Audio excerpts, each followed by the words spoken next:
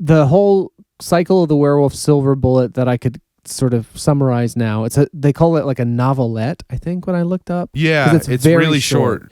Yeah. And it just goes through like a year in this town that's getting and terrorized every by a chapter werewolf. is a month in around Yes. the full Yeah. moon.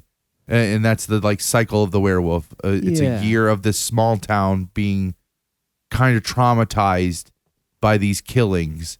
That's it. I remembered in the book, the main character from the movie is referenced in the book, but it's not so much about him. It's the town, right? It's it more, takes a minute for them to get around to the kid, but he does Yeah. reoccur, like the Corey Haim character in Silver Bullet, the movie adaptation.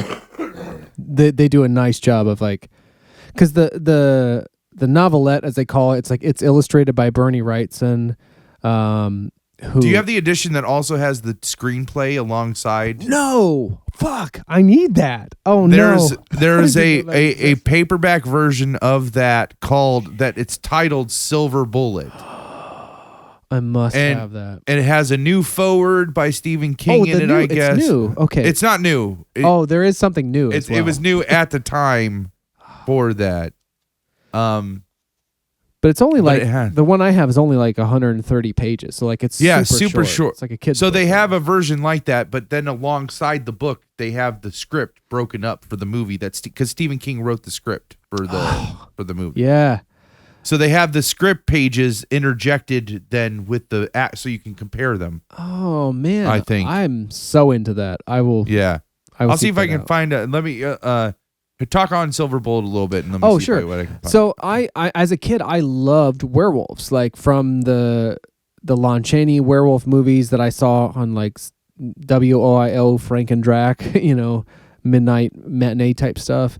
To at the same time, there was a popular TV show that I referenced earlier called Werewolf that was like a primetime show on Fox that starred John J. York and was kind of like the Incredible Hulk series with a werewolf, and developed by a guy called Frank Lupo. But so I truly that was my favorite thing as a kid, probably next to Frankenstein, and so the fact that I didn't see this movie that's like kind of from the point of view of a young kid, it baffles me to this day. But it's funny, in the Wikipedia article they mentioned like that it suffered at the box office from possibly a bad poster and campaign. I think that might be true really? for me too.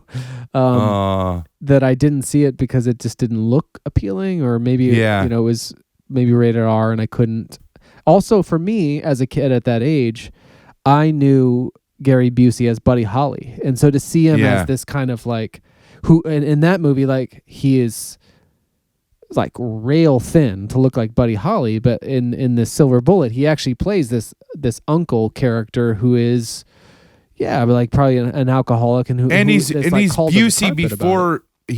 before he's Busey. That's that was the thing I wanted to make sure I touched on too. Like, definitely like before he was like blonde haired like Lethal Weapon Busey. Yeah. Before he was known for being that. Yeah. Before he was known for being Busey. Like I feel like all those guys like De Niro. We've talked about this too. Like De Niro, Nicholson. Like all those actors got to a certain point where people just wanted them to be them in their movie. Yeah. Like like.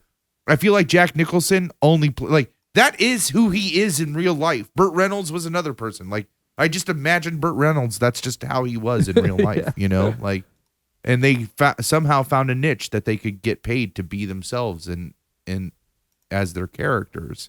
And I think Gary Busey ultimately got that scene. Like, you remember when the Fire Stick came out and he was like the spokesman for the Amazon Fire Stick, and like, he's just being so like I love those commercials. They're amazing, but he's just like being himself. But like also you could see him some of his characters. Oh, he's such a nut. Like and I remember Pumps and Logan used to watch endlessly this movie Surviving the Game.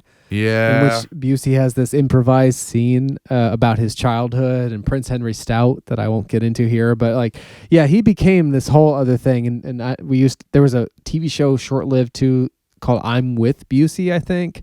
That was like him, and I remember watching that like taped episodes in Columbus in like 2004 with Pumps and Logan.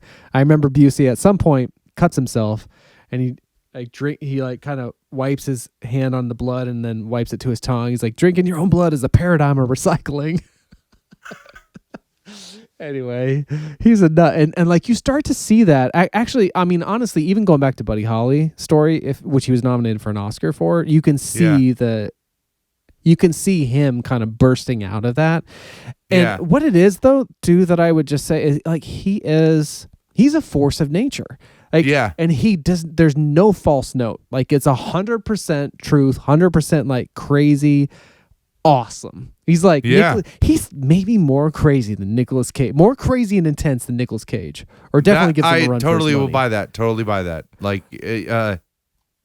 but I feel like he still was able to to be a character that wasn't him. In Silver Bullet. Yeah. Like, but he brings a lot of that personality to it, to where he brings what would be potentially a kind of a stale role, a lot of vibrancy and realism just from his essential Buseyness. But so I guess my general thing is like I really enjoyed the book and like a really short book with the Bernie Wrightson photos coming off, especially of Creepshow, and like in '83 I also have this edition of Frankenstein that came out.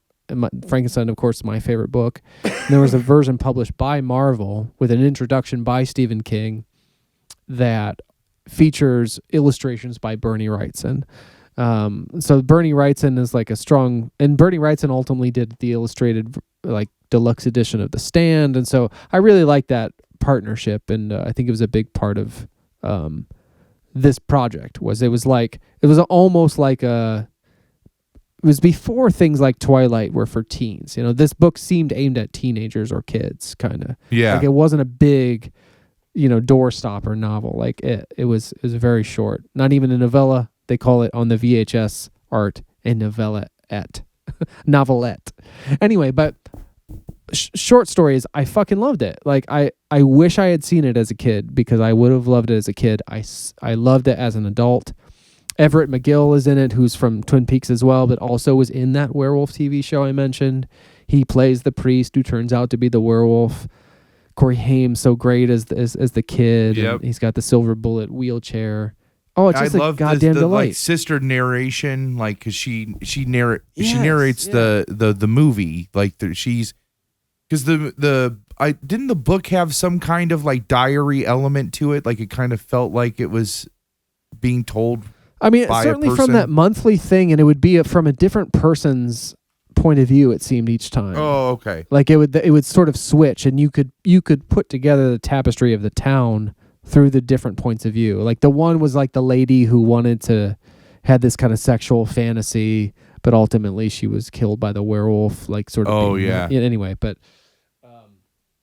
I sent a link to this. I'll read you what the cover of this says. You can find this though. I would go on eBay and get it. I would not get it from the link that I just sent you. I see. That's $40 for paperback. Yeah. Yeah. But it here's what it says on the picture. It says, include Stephen King's terrifying masterpiece, Cycle of the Werewolf, and his complete Silver Bullet screenplay, and a new forward by the author. Nice. I'm into it. It still has the Bernie. What's that guy's Bernie Wrightson? Yeah, Wrightson. It still has his illustrations plus 8 pages of dramatic movie photos. Oh, Busey. Busey's like all bloated and stuff. I think that was literally a barrier to me as a kid, but seeing it now, like it's actually a real important part of the character, and like a character sort of attack that his sister, the kid's mother, levels at him at some point. Yeah, yep. I really liked it.